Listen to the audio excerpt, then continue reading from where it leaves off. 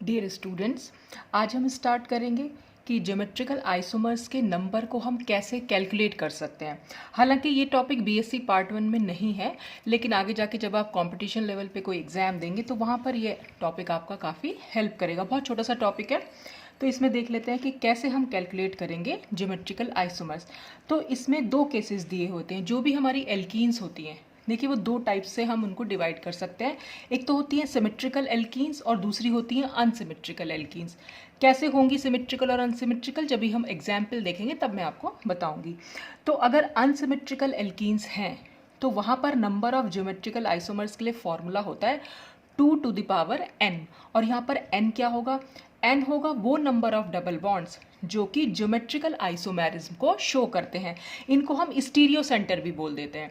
तो stereo centre actual में particular जो डेफिनेशन वगैरह या पूरा इसका एक्सप्लेनेशन है वो तो हम अभी आगे ऑप्टिकल आइसोमेरिज्म में देखेंगे ही, लेकिन यहाँ पर सिर्फ आप इतना समझ सकते हैं कि n के लिए आपको सिर्फ वो डबल बॉन्ड्स का नंबर काउंट करना है जो कि ज्योमेट्रिकल आइसोमेरिज्म को शो करेंगे। अच्छा, अगर आती हैं सिमेट्रिकल एल्कीन्स, तो सिमेट्रिकल एल्कीन्स के केस में यहाँ दो केसेस बनते हैं। एक तो अगर n का नंबर इवन हुआ और दूसरा अगर n का नंबर ऑड हुआ। तो n का नंबर इवन यानी हमारे पास इवन नंबर ऑफ वो डबल बॉन्ड्स जो कि ज्योमेट्रिकल आइसोमेरिज्म को शो करेंगे, तब उनके लिए जो फॉर्मूला बनेगा वो कुछ ये होता है कि 2 to the power n-1 plus 2 to the power n/2 - 1। और अगर n का नंबर ऑड हुआ तब हमारा फॉर्मूला होता है 2 to the power n-1, ये तो कॉमन ही है दोनों में, plus 2 to the power n+1/2 - 1। तो ये फॉर्मूलाज आपको याद करने पड़ेंगे। फिर इसी के बेसिस पर हम निकाल सकते हैं कि कितने ज्योमेट्रिकल आइसोमर्स किसी एल्कीन में पॉसिबल हैं। तो अब देख लेते हैं यहाँ पर कुछ एग्जाम्पल्स। तो देखिए, अगर ये पहला एग्जाम्पल अगर हम देखें तो सबसे पहले तो हमें यही देखना पड़ेगा कि क्या ये सिमेट्रिकल एल्कीन है या ये अनसिमेट्रिकल एल्कीन है। तो ये हम कैसे निकालते हैं? तो इसमें आपको सिंपल कुछ नहीं करना है, आपने सिंपल कार्बन नंबर्स का कार्बन एटम्स का जो नंबर है वो काउंट कर लेना है।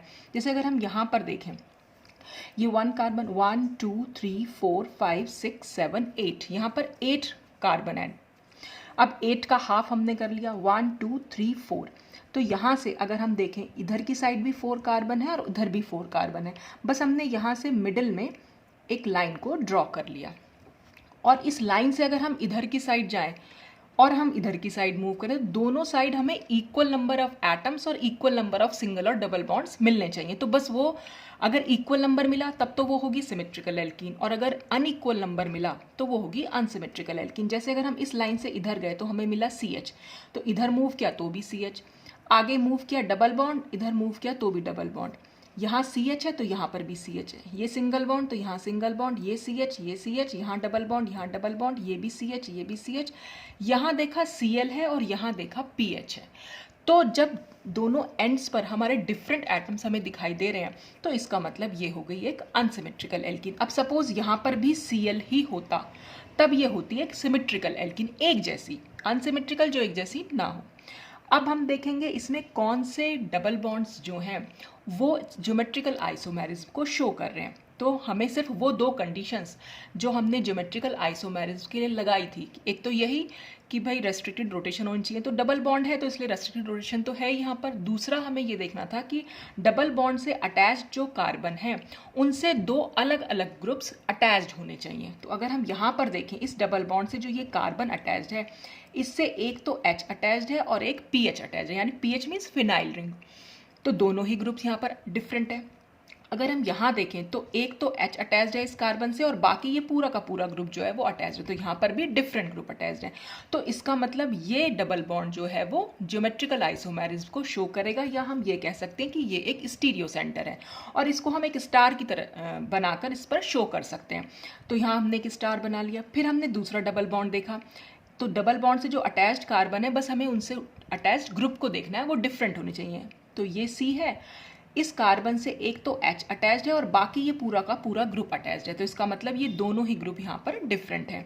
इस सी से हमने देखा एक तो H अटैच्ड है और बाकी ये पूरा का पूरा ग्रुप अटैच्ड है, तो इसका मतलब ये डबल बॉन्ड से भी जो दोनों कार्बन है उनसे डिफरेंट ग्रुप अटैच्ड हैं, इसका मतलब ये भी एक स्टीरियो सेंटर हुआ, यानी कि ये भी ज्योमेट्रिकल आइसोमेरिज्म शो करेगा। तो इसके ऊपर भी हम स्टार बना लेंगे।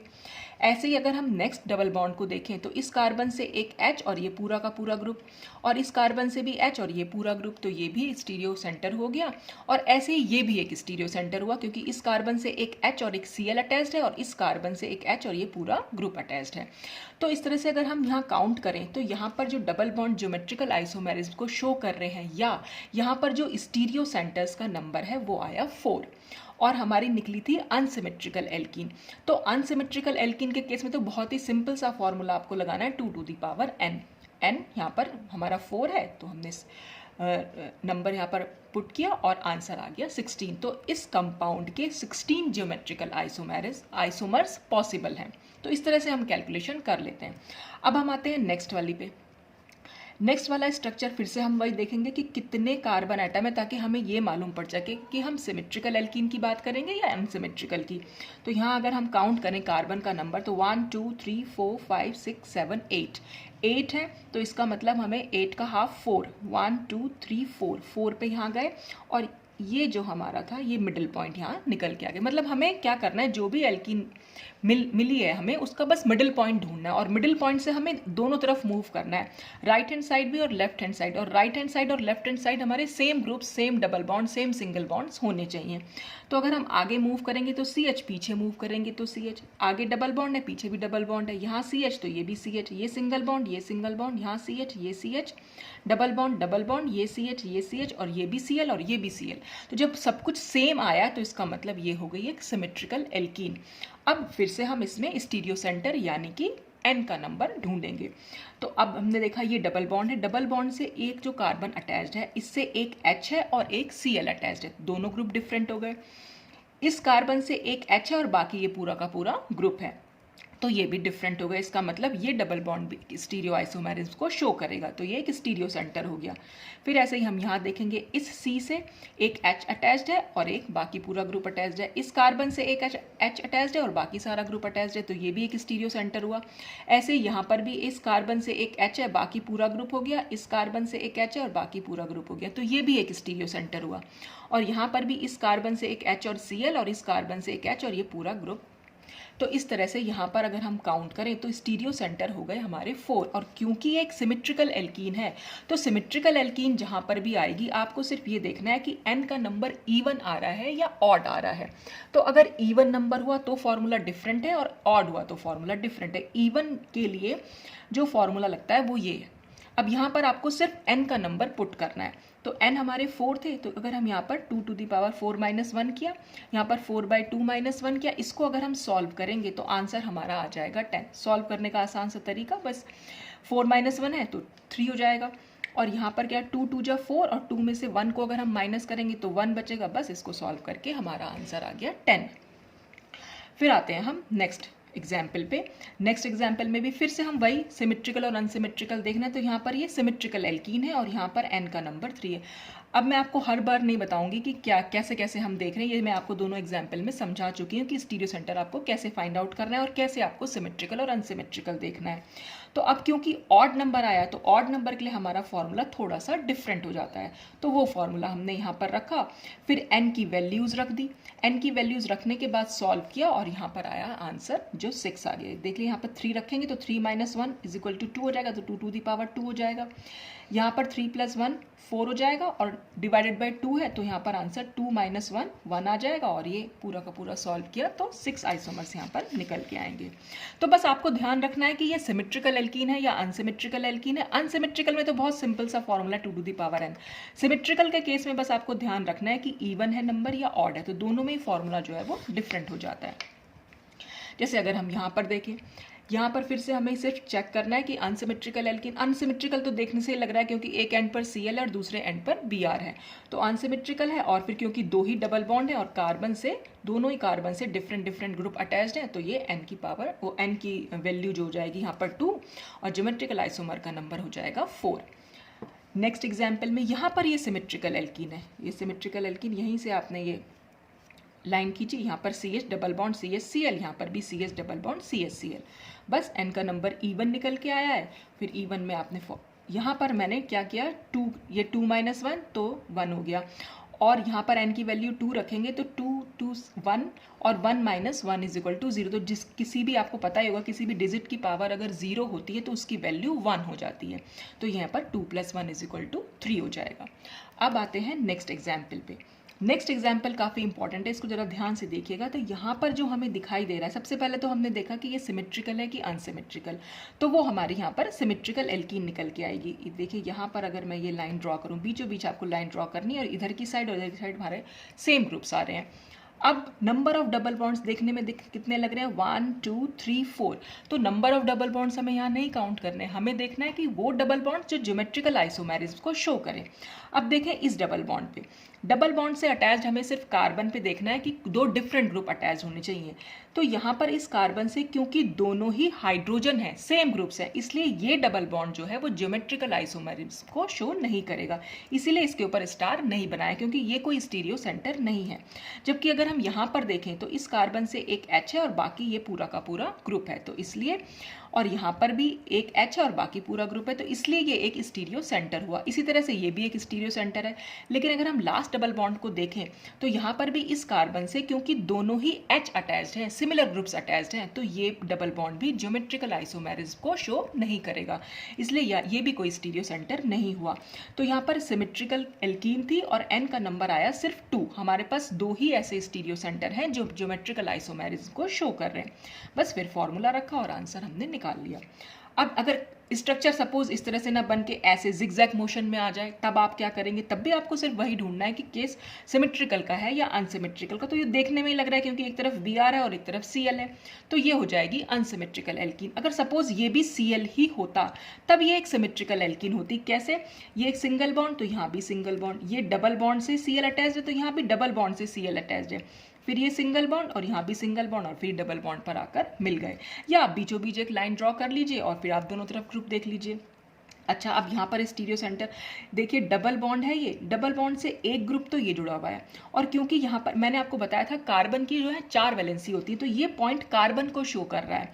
अब कार्बन की हमें यहाँ पर सिर्फ 3 वैलेंसी यानी कि 3 बॉन्ड्स दिखाई दे रहे हैं, 1, ये 2 और ये 3। तो चौथा बॉन्ड जो नहीं शो किया गया है वो है H। वो मैंने आपको पहले ही बताया था कि वो हमें H दिखाना पड़ता है, वो अंडरस्टूड होता है, बना हुआ नहीं आएगा लेकिन वो अंडरस्टूड होता है कि वो H है। तो आप देखेंगे इस डबल बॉन्ड से, यानी इस डबल बॉन्डेड यहाँ जो कार्बन है उससे एक H जुड़ा हुआ है, और ये जो बॉन्ड है ये CH3 है। एक्चुअल में जब ऐसे कोई लाइन खींची हुई होती है तो उसका मतलब होता है CH3, क्योंकि एक सिंगल बॉन्ड आपने दिखाई रखा है और सिंगल बॉन्ड के बाद कार्बन अंडरस्टूड है, और क्योंकि कार्बन से सिर्फ एक बॉन्ड है तो बाकी की जो वैलेंसीज हैं वो हाइड्रोजन पूरा करता है, तो बाकी की वैलेंसीज 3 बची, तो वो CH3 है। ऐसे यहाँ पर भी ये CH3 है और यहाँ पर एक H है। तो ये डबल बॉन्ड से एक CH3 और एक H, और इस डबल बॉन्ड से एक Br और यहाँ पर एक ये पूरा का पूरा ग्रुप। तो इसका ये कार्बन भी पूरा एक स्टीरियो सेंटर हुआ, क्योंकि दोनों ही कार्बन से डिफरेंट डिफरेंट ग्रुप अटैच्ड है। ऐसे ही इस कार्बन से भी देखें तो एक H है और एक CH3 है, यहाँ पर इस कार्बन से देखें तो एक Cl है और एक ये पूरा का पूरा डिफरेंट ग्रुप है। अब अगर हम इस डबल बॉन्ड की बात करें, इस डबल बॉन्ड से भी एक H है और ये पूरा का पूरा डिफरेंट ग्रुप है, और ऐसे यहाँ पर देखें यहाँ पर भी एक H है और ये पूरा का पूरा डिफरेंट ग्रुप है। तो इस तरह से यहाँ पर 3 स्टीरियो सेंटर निकल के आते हैं। तो n की वैल्यू हो जाएगी 3, और क्योंकि अनसिमेट्रिकल एल्कीन है तो अनसिमेट्रिकल एल्कीन में तो आपको सिर्फ 2 to the power n का फॉर्मूला लिखना है और फिर आपके पास वैल्यू निकल के आ जाएगी। अब देखते हैं यहाँ पर नेक्स्ट एग्जाम्पल। नेक्स्ट एग्जाम्पल में इस तरह से यहाँ पर आप देख रहे हैं एक रिंग बन के आ रही है और देखने में स्ट्रक्चर को लग रहा है कि अनसिमेट्रिकल एल्कीन है ही। अब यहाँ पर फिर से वही हमें काउंट करने हैं स्टीरियो सेंटर्स। तो यहाँ पर ये डबल बॉन्ड, क्योंकि इस कार्बन से एक H है और एक CH3 है, दोनों ही ग्रुप डिफरेंट है। इस कार्बन से एक H है और बाकी ये पूरा का पूरा ग्रुप है, तो ये भी एक तो ये एक स्टीरियो सेंटर हुआ। ऐसे ही ये भी एक स्टीरियो सेंटर हुआ, ये भी एक स्टीरियो सेंटर हुआ। अब हम आते हैं रिंग पर। देखिए रिंग में भी डबल बॉन्ड बना रखे हैं, तो क्या ये डबल बॉन्ड भी स्टीरियो सेंटर होंगे या नहीं? तो मैंने आपको बताया था, अगर आपने मेरे प्रीवियस वीडियोस देखे हैं, कि कार्बन 3 कार्बन से लेके 7 कार्बन तक अगर कोई रिंग में डबल बॉन्ड है तो उसकी कोई ट्रांसफॉर्म पॉसिबल नहीं होती, इसलिए वो मेंबर्स जो होते हैं वो स्टीरियो आइसोमेरिज्म या ज्योमेट्रिकल आइसोमेरिज्म को शो नहीं करते हैं। जैसे 3 मेंबर मैंने ये बताया था साइक्लोप्रोपीन, ऐसे ही ये था साइक्लोब्यूटीन, ऐसे ही साइक्लोपेंटीन, साइक्लोहेक्सीन, साइक्लोहेप्टीन। वहाँ पर मतलब साइक्लोप्रोपीन से लेकर साइक्लोहेप्टीन तक कोई भी मेंबर जो है वो ज्योमेट्रिकल आइसोमेरिज्म को शो नहीं करता, क्योंकि ट्रांसफॉर्म यहाँ पॉसिबल नहीं हो पाती। ये सब मैं एक्सप्लेन कर चुकी अपने प्रीवियस वीडियोस में, आप पहले वहाँ जाकर देखिएगा तब आपको समझ में आएगा। तो इस डबल बॉन्ड की वजह से तो यहाँ पर कोई कोई ज्योमेट्रिकल आइसोमेरिज्म यहाँ पर नहीं हो पाएगी, लेकिन इस रिंग की वजह से यहाँ पर ज्योमेट्रिकल आइसोमेरिज्म है। अगर आपको ध्यान हो, मैंने रिंग स्ट्रक्चर में भी समझाया था आपको कि अगर हमारे पास कोई इस तरह सपोज ये दे रखा है और इस कार्बन, कोई भी कार्बन आप ले लीजिए, यहाँ पर एक CH3 है सपोज और यहाँ पर एक CH3 है, तो ये इस तरह से अगर डाई सब्स्टिट्यूटेड आपकी साइक्लोएल्कीन है तो वो एक ज्योमेट्रिकल आइसोमेरिज्म को शो करेगा। कैसे? क्योंकि मैंने आपको बताया था कि ज्योमेट्रिकल आइसोमेरिज्म शो होने के लिए 2 कंडीशंस होती हैं। एक तो रेस्ट्रिक्टेड रोटेशन होनी चाहिए। तो रेस्ट्रिक्टेड रोटेशन यहाँ पर क्यों है? क्योंकि ये रिंग स्ट्रक्चर है। ये सब कुछ मैं पहले आपको एक्सप्लेन कर चुकी हूँ। तो रिंग स्ट्रक्चर भी अपने आप में, क्योंकि यहाँ पर रोटेशन नहीं पॉसिबल है, तो ये एक कंडीशन तो फॉलो हो गई। और दूसरी ये कि इस कार्बन से अगर हम देखें तो एक H और एक CH3 अटैच्ड है, और इस कार्बन से अगर हम देखें एक H और एक CH3 अटैच्ड है, तो दोनों की दोनों ही कार्बन से दोनों डिफरेंट ग्रुप अटैच्ड हैं। इसलिए जो ये पूरी मतलब हम ये कह सकते हैं कि ये वाला जो बॉन्ड है, सिंगल बॉन्ड जो है वो यहाँ पर एक स्टीरियो सेंटर की तरह काम कर रहा है। तो इस रिंग की वजह से अगर हम यहाँ देखें, यहाँ पर भी एक H अटैच्ड है और यहाँ पर भी एक H अटैच्ड है, तो इस कार्बन और इस कार्बन की वजह से यहाँ पर जो है वो ज्योमेट्रिकल आइसोमेरिज्म आ रही है। इस कार्बन से पूरा का पूरा एक ये ग्रुप और एक H, इस कार्बन से ये पूरा ग्रुप और ये एक H। तो इस तरह से ये रिंग की वजह से यहाँ पर ये स्टीरियो सेंटर हो जाता है। तो रिंग यहाँ पर एक स्टीरियो सेंटर मतलब कह सकते हैं आप काम कर रही है, तो ये भी एक स्टीरियो सेंटर हुआ सिर्फ रिंग स्ट्रक्चर की वजह से। तो इसलिए कुल मिलाकर हमारे पास 4 n की वैल्यू हो जाएंगी। और क्योंकि ये अनसिमेट्रिकल एल्कीन है तो 2 टू द पावर n का फॉर्मूला आपने सिंपली यहाँ पर लगा देना है। तो इस तरह से तो जब भी कभी रिंग स्ट्रक्चर आए तो वहाँ पर आप चेक कीजिएगा कि वो रिंग एक तो 3 मेंबर से लेके 7 मेंबर नहीं हो। अगर उसके अंदर डबल बॉन्ड है तब वो कोई ज्योमेट्रिकल आइसोमेरिज्म शो नहीं करेगी, लेकिन अगर 7 मेंबर से ज़्यादा है तब वहाँ पर स्टीरियो आइसोमेरिज्म यानी हमारी ज्योमेट्रिकल आइसोमेरिज्म जो है वो शो हो जाएगी। और एक रिंग की वजह से अपने आप में हो जाती है।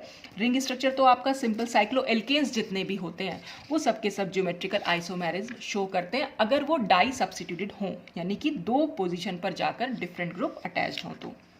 अच्छा, अब हम आते हैं नेक्स्ट अपने यहाँ पर। जैसे देखेंगे आप यहाँ पर अगर हम देखें कितने, तो देखने में तो लग ही रहा है कि वो अनसिमेट्रिकल एल्कीन है। और यहाँ पर अगर आप देखें ये डबल बॉन्ड क्योंकि भी स्टीरियो सेंटर की तरह काम कर रहा है, क्योंकि यहाँ पर इस कार्बन से एक तो H अटैच्ड है और दूसरा ये रिंग अटैच्ड है। इस कार्बन से एक H अटैच्ड है और ये CH3 अटैच्ड है, तो ये तो है ही। और दूसरा इस रिंग, ये जो रिंग है ये भी स्टीरियो सेंटर की तरह काम कर रही है, क्योंकि यहाँ पर भी एक H है और ये भी एक H है। तो इस कार्बन और इस कार्बन से दोनों से ही डिफरेंट ग्रुप अटैच्ड है, तो यहाँ पर ये भी एक स्टीरियो सेंटर हुआ। तो यहाँ पर कुल मिलाकर 2 स्टीरियो सेंटर है, अनसिमेट्रिकल एल्कीन हो गई और ये 4 नंबर यहाँ पर निकल के आ गया। अब इसी में अगर इसी स्ट्रक्चर में मैं यहाँ डबल बॉन्ड ड्रॉ कर दूं, जैसे कि मैंने नेक्स्ट दिखाया है यहाँ पर डबल बॉन्ड, तो यहाँ पर सिर्फ एक ही स्टीरियो सेंटर होगा, क्योंकि अब रिंग के अंदर डबल बॉन्ड आ गया। क्योंकि ये 6 मेंबर्ड रिंग है, तो 6 मेंबर्ड रिंग में अगर डबल बॉन्ड हो तो वो कभी भी ज्योमेट्रिकल आइसोमेरिज्म शो नहीं करेगी। तो यहाँ पर ये कोई स्टीरियो सेंटर नहीं होगा, खाली यही एक स्टीरियो सेंटर हुआ। तो कितने आइसोमर यहाँ पॉसिबल होंगे? खाली 2 आइसोमर यहाँ पर पॉसिबल होंगे। तो यहाँ पर तो कुछ हमने हेल्प ली अपने ज्योमेट्रिकल आइसोमर्स निकालने के लिए, कुछ फॉर्मूलाज की। लेकिन जैसे जनरली जो ये रिंग स्ट्रक्चर अगर सिंगली दिए हुए हैं आपको, तो यहाँ पर आप फॉर्मूला नहीं अप्लाई कर सकते, यहाँ पर आपको बना के ही देखना पड़ेगा। जैसे इस केस में अगर हम देखें, ये एक साइक्लोप्रोपेन ले रखा है और इसके 3 जो हैं सब्स्टिट्यूशन हमने दिखा रखे हैं यहाँ पर। तो अब हम इसमें कैसे हम शो कर सकते हैं, क्योंकि फॉर्मूला तो हम यहाँ लगा नहीं सकते, तो हमें खुद से बना के देखना पड़ेगा। हम कैसे बना सकते हैं इसको? देखिए, अगर हमने साइक्लोप्रोपेन में एक बार हम दिखा सकते हैं कि तीनों मिथाइल ग्रुप जो है वो ऊपर की तरफ अटैच्ड हैं। ऊपर की तरफ जैसे मैंने यहाँ दिखा रखा है, ये पूरा बॉन्ड बनाया, ऊपर की तरफ CH3 और नीचे हमारा H है, जिस H को मैंने शो नहीं किया है। तो ये CH3 भी ऊपर है, इस बॉन्ड से ये CH3 भी ऊपर है और इस बॉन्ड से ये CH3 भी ऊपर है। तो अगर आप देखें ये CH3 और ये CH3 आपस में सिस है क्योंकि दोनों ही ऊपर है, तो मैंने इसलिए यहाँ शॉर्ट में C लिख दिया है। ये CH3 भी ऊपर है और ये CH3 ऊपर है, तो अगर हम इस बॉन्ड की बात करें तो ये दोनों CH3 भी आपस में सिस हैं। और अगर हम इस बॉन्ड को देखें तो ये CH3 भी ऊपर है और ये CH3 भी ऊपर है, तो ये भी सिस हो गया। तो हम कह सकते हैं ये जो पूरा स्ट्रक्चर का क्या हुआ, सिस सिस और सिस। तो मैंने यहाँ लिखा। अब इन तीनों ही CH3 को हम नीचे भी बना सकते हैं। तो हमने तीनों CH3 को जब नीचे बनाया तो जब ये CH3 और ये CH3 दोनों ही नीचे की साइड है तो इसलिए ये भी सिस है। ये CH3 और ये CH3 दोनों ही नीचे की साइड है तो ये भी सिस है। और ये CH3 और ये CH3 दोनों ही नीचे की साइड है तो ये भी सिस है। तो ये भी क्या स्ट्रक्चर बना, सिस सिस सिस। तो ये भी सिस सिस सिस था और ये भी सिस, तो यानी ये दोनों हमारे इक्वल स्ट्रक्चर हो गए। अब हम ये नहीं कहेंगे कि ये दो आइसोमर हैं, ये सिर्फ एक ही आइसोमर है क्योंकि ये भी सिस सिस और सिस था और ये भी सिस सिस और सिस है। तो इसकी जगह हम सिर्फ एक आइसोमर हमारा निकल के आया। अब हम और क्या चेंज कर सकते हैं, और दूसरा चेंज हम ये कर सकते हैं कि हमने अब की बार क्या करेंगे, एक CH3 को नीचे रखते हैं और दोनों CH3 को हम ऊपर रखते हैं। अब हम देखेंगे आपस में क्या रिलेशनशिप निकल के आती है इन तीनों CH3 की। तो देखिए ये CH3 ऊपर और ये CH3 ऊपर, तो ये तो हो गए आपस में सिस। यहाँ पर देखा ये CH3 मैंने बॉन्ड के ऊपर बनाया लेकिन ये CH3 बॉन्ड के नीचे की साइड बनाया है, तो एक ऊपर है और एक नीचे, तो ये हो गया ट्रांस। और यहाँ पर ये CH3 ऊपर है और ये CH3 नीचे है, तो यहाँ पर ये हो गया ट्रांस। तो इसका मतलब सिस ट्रांस ट्रांस, या आप ट्रांस ट्रांस सिस बोल सकते हैं या ट्रांस सिस ट्रांस, कुछ भी लिख सकते हैं आप इसको। तो मैंने लिखा सिस ट्रांस ट्रांस, ठीक। अब आप क्या करेंगे, पहले आपने इसको नीचे बनाया था, अब की बार आप क्या कर सकते हैं, इसमें इसको जैसे मैंने यहाँ पर बना दिया, ये वाला हमने CH3 ऊपर बना दिया, इस वाले CH3 को मैंने नीचे बना दिया। यानी इस स्ट्रक्चर की अगर हम बात करें, इस स्ट्रक्चर में पहली बार में मैंने इसको नीचे बनाया, दूसरे स्ट्रक्चर में मैंने इसको नीचे बना दिया, तो ये CH3 मैंने नीचे लिख दिया, बाकी दोनों को एज इट इज रखा जैसे ये थे। तो अब अगर हम देखें ये CH3 ऊपर है और यहाँ पर ये CH3 ऊपर है, तो ये दोनों आपस में सिस हो गए। अब ये CH3 ऊपर की साइड है और यहाँ पर ये CH3 नीचे की साइड है, तो एक ऊपर है और एक नीचे, तो ये ट्रांस हो गया। यहाँ पर अगर हम देखें इस बॉन्ड से ये CH3 ऊपर है और इस बॉन्ड से ये CH3 नीचे, तो इसमें यहाँ पर ट्रांस हो गया क्योंकि एक ऊपर एक नीचे। तो फिर से हमारा क्या निकल के आ गया, सिस ट्रांस ट्रांस। इसका मतलब ये भी सिस ट्रांस ट्रांस है, आपको सिर्फ यहाँ लिख के देख लेना है कि क्या चीज़। तो जब दोनों ही हमारी सेम निकल के आ रही है तो इसका मतलब ये दोनों सेम स्ट्रक्चर हुए। अब हम आगे बढ़ जाते हैं, हमने एक बार इसको नीचे रखा, एक बार इसको नीचे रखा, अब की बार हम इसको नीचे रख लेते हैं और बाकी दोनों को सेम रखते हैं। तो हमने इसको नीचे रखा, बाकी दोनों को ऊपर। तो अगर हम इन दोनों का कंपैरिजन करें तो ये CH3 नीचे है और ये CH3 ऊपर है, तो ये हो गया ट्रांस। यहाँ पर ये CH3 ऊपर और ये CH3 भी ऊपर, तो ये हो गए सिस, दोनों ही ऊपर है। इस बॉन्ड की बात करें तो यहाँ पर CH3 नीचे और ये CH3 ऊपर, तो ये हो गया ट्रांस। तो ये भी निकल के आ गया सिस ट्रांस ट्रांस। इसका मतलब ये तीनों स्ट्रक्चर हमारे सेम हैं। ये डिफरेंट निकल के आया था और एक ये डिफरेंट, यानी कुल मिलाकर हमारे पास सिर्फ दो ही आइसोमर निकल के आए, क्योंकि ये दोनों सेम थे और ये तीनों सेम हैं। तो ऐसा नहीं कि ये 5 आइसोमर बन गए हैं, इन तीनों की जगह हम कोई भी एक आइसोमर लिख सकते हैं, इन दोनों की जगह हम कोई भी एक स्ट्रक्चर बना सकते हैं। तो कुल मिलाकर यहाँ पर 2 ही आइसोमर हमारे पास निकल के आते हैं। जैसे अगर मैं यहाँ पर ये दिखाना चाहूँ, जैसे हम ये दिखा सकते हैं, अगर मान लीजिए ये CH3 है और ये CH3 है, तो आप इसका स्ट्रक्चर कैसे बना सकते हैं, इसको हम इस तरह से बना सकते हैं कि दोनों ही CH3 को एक बार हम ऊपर दिखा दें, या दोनों CH3 को आप नीचे भी दिखा दीजिए तो भी सिस बनेगा, चाहे दोनों ऊपर बना दे तो भी सिस बनेगा, तो दोनों सेम बनेंगे। और एक स्ट्रक्चर क्या पॉसिबल है, एक CH3 ऊपर बन जाएगा और एक CH3 नीचे बन जाएगा, तो ट्रांस हो जाएगा। तो इसके सिर्फ 2 ही आइसोमर यहाँ पर पॉसिबल है। तो इस तरह से कई बार जब ये रिंग स्ट्रक्चर इस तरह से दिया हुआ हो तो हमारा फॉर्मूला वहाँ पर काम नहीं करता, आपको वहाँ बना के ही देखना पड़ेगा। तो इस तरह से हम ज्योमेट्रिकल आइसोमर्स को यहाँ पर काउंट कर सकते हैं। अब यहाँ पर ज्योमेट्रिकल आइसोमेरिस तो खत्म होती है, तो नेक्स्ट वीडियो में हम ऑप्टिकल आइसोमेरिस को स्टार्ट करेंगे। तो आज के लिए बस इतना ही। Thanks for watching.